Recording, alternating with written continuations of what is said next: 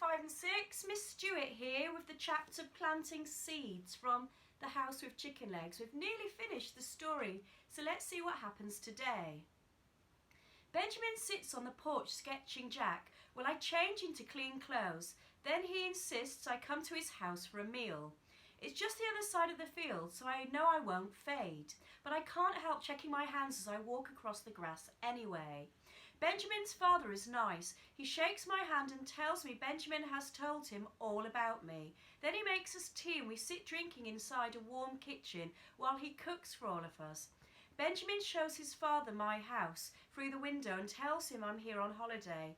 My father stares at my home, stroking his chin in confusion. But how did it get here? He asks finally. It walked. Benjamin winks at me and I smile. I love the roast potatoes, garden peas, small round herby breads and puddings, but I politely refuse the grilled lamb, my gaze drifting to Benji, who is frolicking outside the window. Are you keeping Benji as a pet? I ask, shuddering at the thought that Benjamin's father may have plans to eat him. Yes, he's safe from my plate. Benjamin's father nods quickly as he realises what I'm thinking. That field is part of our garden. He can graze there and live to a ripe old age.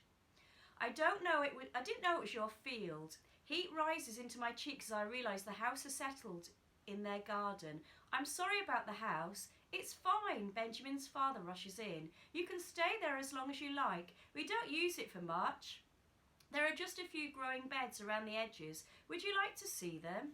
The afternoon whizzes past. Benjamin and his father show me the freshly turned earth of their vegetable patch, surrounded by potted shrubs and herbs. Insects dance over a wild flower meadow, and tangled row of bushes is alive with birds. Nina would love this place. Thinking of her brings a rush of sadness, but then Benjamin opens a box full of seeds and asks if I would like to plant some. Right on the top is a packet of oleander seeds, like the ones Nina said her father planted for her mother. I pick them up with trembling fingers and my breath catches in my throat when I see the packet beneath them. It has a picture of a flower on it, a tiny star-shaped pink and white flower, like the one Baba gave me in the desert when she hugged me and called me her Pakala. It feels like a sign that Baba and Nina have forgiven me and that everything is going to be all right. We plant the seeds in tiny pots and Benjamin gives me 2 of each to take home and grow on my porch. When dusk falls, Benjamin and his father walk me back to the house.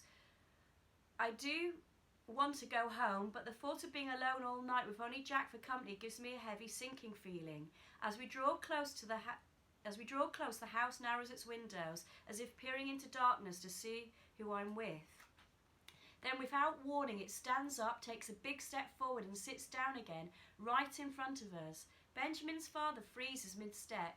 His jaw drops open and he makes a kind of gasping sound. What? He stammers and looks from the house to me, to Benjamin. Benjamin's shrugged. I told you it walked. We help Benjamin's father into the house and sit him in front of the fire. Pale and cold with shock, he doesn't speak again until he's warmed up with a hot drink. Then he asks question after question. There's not much I can say other than the house has legs, is alive and takes care of me. I tell Benjamin's father that by showing its legs, the house is trusting him and Benjamin with a big secret. Benjamin's father says he understands the importance of this and even makes up a story about me being Benjamin's cousin to tell the other villagers. But when he realises I'm living in a house all by myself, he doesn't want me to leave me on my own. It takes a while to convince him I'm fine. Finally, he agrees to go when I promise to come over for breakfast in the morning. I sit on the porch steps after they've left, staring up at the stars and moon, peeking out from behind a white wispy cloud. Baba is somewhere out there and she isn't coming home. I'll never see her again, never watch her smiling and dancing with the dead, never hear her play music, never be pulled into one of her hugs or lean against her as she tells me a story. An intense wave of grief suffocates me, trapping a scream inside my chest. Every muscle in my body shudders and tears pour down my tight screwed up face. The house sways gently as if it wants to rock me to sleep. I feel the balustrade wrap around my shoulders in a stiff wooden hug and spindles pat me gently. I entwine my arms through the balustrade and hug the house back. A painful creak sound in the distance, followed by a crack and a thud, then another creak. What is that? I ask, squinting into the darkness. Jack flaps off the roof towards the noise. He returns a few minutes later, circling the air and squawking excitedly. Creak, crack, thump, creak, crack, thump. The noise escalates as whatever it is draws closer. A huge shadow emerges and collapses with a bang and clatter right next to my house. The door swings open and the old Yaga steps out with a smile.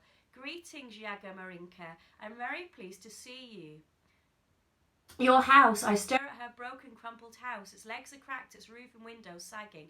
It's been a long walk. There were a few times I didn't think we'd make it. The old Yaga looks up at her house with a mixture of sadness and pride. You did well. She pats the balustrade, steps off her porch and strides towards me. Why did you come here? How did you know where I was? The thought of her house struggling all the way here and arriving this state, just so the old Yaga could see me, makes me burn with guilt. I hear the whispers through the gates, remember? She sits down on the step next to me, smiles, and I hear a pretty big splash when you fell in. I heard a pretty big splash when you fell into the black ocean. I look away, blood rushing into my cheeks. Oh, don't worry, the old Yaga waves my guilt and shame away. Some mistakes you have to make for yourself. I'm just glad you got home safe. It's that splash that interests me. Why? I look at her in confusion. She leans towards me, her eyes sparkling. The dead float to the stars. Only the living make a splash.